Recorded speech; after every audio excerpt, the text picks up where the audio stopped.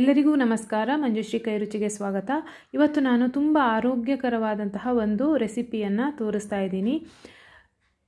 Haraway ಸೊಪ್ಪಿನಿಂದ ಮಾಡಿದಂತಹ ಮೊಸೊಪ್ಪು ಅಂತಂದರೆ ಬೇಳೆ ಮತ್ತು ಸೊಪ್ಪುಗಳನ್ನೆಲ್ಲ ಸೇರಿಸಿ ಮಾಡುವಂತಹ ಒಂದು ಸಾರು ಅಥವಾ ಸಾಂಬಾರು ಅಂತ ಹೇಳ್ಬೋದು. ಸಾಮಾನ್ಯವಾಗಿ ಮುದ್ದೆ ಜೊತೆಗೆ ಇದನ್ನು ಸರ್ವ್ ಮಾಡ್ತಾರೆ. ಅನ್ನದ ಜೊತೆಗೂ ಕೂಡ ತುಂಬ ಚೆನ್ನಾಗಿರುತ್ತೆ. ನಾನಿವತ್ತು ಹಸಿರು ಹರವೆ ಸೊಪ್ಪನ್ನು ಉಪಯೋಗಿಸಿ ಮೊಸೊಪ್ಪನ್ನು ಹೇಗೆ ಮಾಡೋದು ಅಂತ ತೋರಿಸ್ತಾ ಇದ್ದೀನಿ. ತುಂಬ ರುಚಿಯಾಗಿರುತ್ತೆ, ಆರೋಗ್ಯಕ್ಕೂ ತುಂಬ ಒಳ್ಳೆಯದು, ಮಕ್ಕಳು ಕೂಡ ಇಷ್ಟಪಟ್ಟು ತಿಂತಾರೆ. ಹೇಗೆ ಮಾಡೋದು ಬನ್ನಿ ನೋಡೋಣ. ಇಲ್ಲಿ ನಾನು ಹೆಸರು ಬೇಳೆಯನ್ನು ತೊಗೊಂಡಿದ್ದೀನಿ.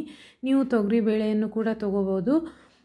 ಅದನ್ನು ಚೆನ್ನಾಗಿ ತೊಳೆದು ಎಷ್ಟು ಹೆಸರು ಬೇಳೆ ತೊಗೊಂಡಿರ್ತೀವೋ ಅಷ್ಟೇ ನೀರನ್ನು ಹಾಕಿ ಒಂದು ಕುಕ್ಕರ್ಗೆ ಹಾಕೋಬೇಕು. ಅದರ ಜೊತೆಗೆ ಚೆನ್ನಾಗಿ ಸೋಸಿ ತೊಳೆದಂತಹ ಹಸಿರು ಹರವೆ ಸೊಪ್ಪನ್ನು ನಾನಿಲ್ಲಿ ತೊಗೊಂಡಿದ್ದೀನಿ. ನೀವು ಮಿಶ್ರ ಸೊಪ್ಪನ್ನು ಕೂಡ ತೊಗೋಬೋದು. ನಾನಿಲ್ಲಿ ಹರವೆ ಸೊಪ್ಪನ್ನು ಮಾತ್ರ ತೊಗೊಂಡಿದ್ದೀನಿ. ಇದರ ಜೊತೆಗೆ ಒಂದು ಈರುಳ್ಳಿಯನ್ನು ಸಿಪ್ಪೆ ತೆಗೆದು ಚೂರು ಮಾಡಿ ಅದನ್ನು ಹಾಕ್ಕೊಂಡಿದ್ದೀನಿ. ಟೊಮೆಟೊವನ್ನು ಹಾಕ್ಕೊಂಡಿದ್ದೀನಿ. ಬೆಳ್ಳುಳ್ಳಿ ಎಸಳುಗಳನ್ನು ಹಾಕ್ತಾಯಿದ್ದೀನಿ. ಹಾಗೆ ಹಸಿಮೆಣಸನ್ನು ಸೇರಿಸ್ತಾ ಇದ್ದೀನಿ. ಹಸಿಮೆಣಸು ನಿಮ್ಮ ಖಾರಕ್ಕೆ ತಕ್ಕಷ್ಟು ನೀವು ಹಾಕ್ಕೋಬೋದು. ಎಲ್ಲವನ್ನು ಸೇರಿಸಿ ಮುಚ್ಚಳವನ್ನು ಮುಚ್ಚಿ 2-3 ವಿಸಿಲ್ ಹಾಕ್ಸಿದ್ರೆ ಸಾಕಾಗುತ್ತೆ. ಹೆಸರು ಬೇಳೆ ತುಂಬ ಬೇಗ ಬೇಯುತ್ತೆ, ಅದಕ್ಕೋಸ್ಕರ 2-3 ವಿಸಿಲ್ ಸಾಕು. ತೊಗರಿಬೇಳೆ ತೊಗೊಂಡಿದ್ರೆ ಇನ್ನೊಂದು ಸ್ವಲ್ಪ ಜಾಸ್ತಿ ವಿಸಿಲ್ ಹಾಕ್ಸ್ಕೊಳ್ಳಿ. ಇಲ್ಲಿ ಈಗ ಚೆನ್ನಾಗಿ ಎಲ್ಲವೂ ಬೆಂದಿದೆ. ಇದರಲ್ಲಿ ನಾವು ಆ ಸೊಪ್ಪು, ಟೊಮೆಟೊ, ಈರುಳ್ಳಿ ಆ ಮಿಶ್ರಣವನ್ನು ನಿಧಾನವಾಗಿ ತೆಗೆದುಕೊಂಡು ಮಿಕ್ಸರ್ ಜಾರ್ಗೆ ಹಾಕೋಬೇಕು. ಇಲ್ಲಿ ಬೇಳೆಯನ್ನು ಹಾಕೋ ಅಗತ್ಯ ಇಲ್ಲ. ಬೇಳೆ ಚೆನ್ನಾಗಿ ಬೆಂದೋಗಿದೆ, ಅದನ್ನು ಮಸಿದ್ರೆ ಸಾಕಾಗುತ್ತೆ. ಬೆಂದಂತಹ ಸೊಪ್ಪಿನ ಮಿಶ್ರಣವನ್ನು ಮಿಕ್ಸರ್ ಜಾರ್ಗೆ ಹಾಕೋಬೇಕು. ಇದರ ಜೊತೆಗೆ ಹಸಿ ತೆಂಗಿನ ತುರಿಯನ್ನು ಹಾಕಬೇಕು. ಹಾಗೆ ಹುಣಸೆ ಹಣ್ಣನ್ನು ಕೂಡ ಸೇರಿಸಬೇಕು. ಟೊಮೆಟೊವನ್ನು ಹಾಕಿದ್ದೀವಿ, ಆದರೆ ಹುಣಸೆ ಹಣ್ಣು ಸ್ವಲ್ಪ ಸೇರಿಸಿದ್ರೆ ರುಚಿ ಬೇರೆ ಇರುತ್ತೆ. ಹಾಗೆ ಜೀರಿಗೆ ಮತ್ತು ಕೊತ್ತಂಬರಿಯನ್ನು ಹಾಕ್ಕೋಬೇಕು.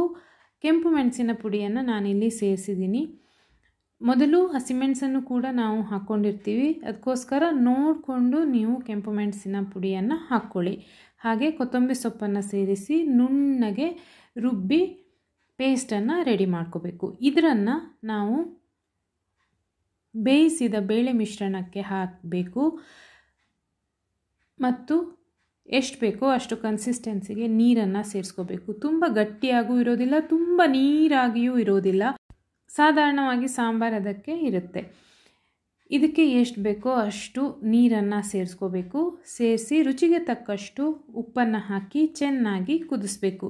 ಕೆಲವರು ಕುದಿಸೋದಿಲ್ಲ, ಆದರೆ ಕುದಿಸಿದ್ರೆ ಟೇಸ್ಟ್ ಚೆನ್ನಾಗಿರುತ್ತೆ. ಹಾಗೂ ಸಂಜೆವರೆಗೂ ಆರಾಮಾಗಿ ಇದನ್ನು ಇಟ್ಕೋಬೋದು.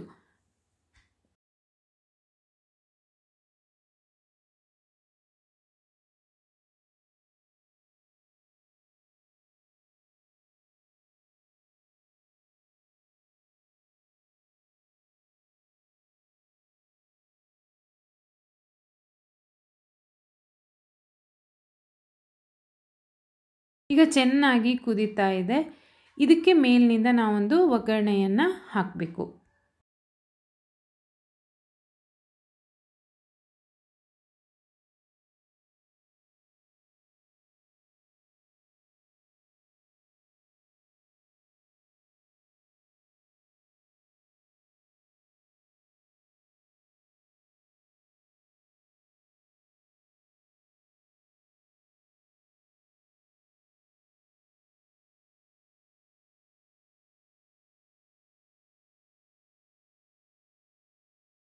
ಸ್ವಲ್ಪ ಎಣ್ಣೆಯನ್ನು ಬಿಸಿ ಮಾಡ್ಕೋಬೇಕು. ಎಣ್ಣೆ ಬಿಸಿಯಾದ ಮೇಲೆ ಅದಕ್ಕೆ ಸ್ವಲ್ಪ ಸಾಸಿವೆಯನ್ನು ಹಾಕಬೇಕು, ಕರಿಬೇವನ್ನು ಸೇರಿಸಬೇಕು.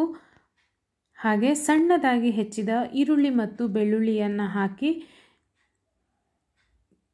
ಹುರಿಬೇಕು.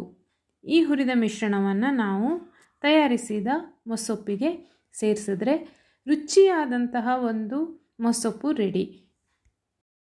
ಇದು ನನಗಂತೂ ಅನ್ನದ ಜೊತೆಗೆ ತುಂಬ ಚೆನ್ನಾಗಿರುತ್ತೆ. ಮುದ್ದೆ ಮಾಡಿಕೊಂಡ್ರೆ ಮುದ್ದೆ ಜೊತೆಗೂ ಚೆನ್ನಾಗಿರುತ್ತೆ.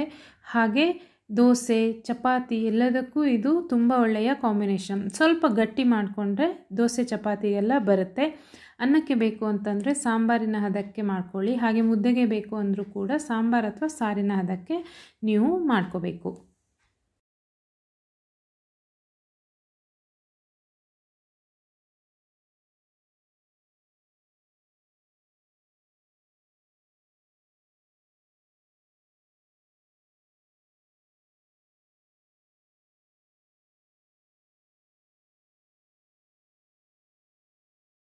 ಸ್ವಲ್ಪ ಖಾರ ಕಡಿಮೆ ಹಾಕಿದ್ರೆ ಮಕ್ಕಳಿಗೂ ಕೂಡ ತುಂಬ ಇಷ್ಟ ಆಗುತ್ತೆ.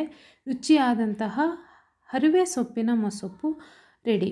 ನೀವು ಇದನ್ನು ಮಾಡ್ಕೊಳ್ಳಿ, ನನಗೆ ಫೀಡ್ಬ್ಯಾಕನ್ನು ಹೇಳಿ. ನಿಮಗೆ ವಿಡಿಯೋ ಇಷ್ಟ ಆಗಿದ್ದರೆ ಲೈಕ್ ಮತ್ತು ಶೇರ್ ಮಾಡಿ. Thank you.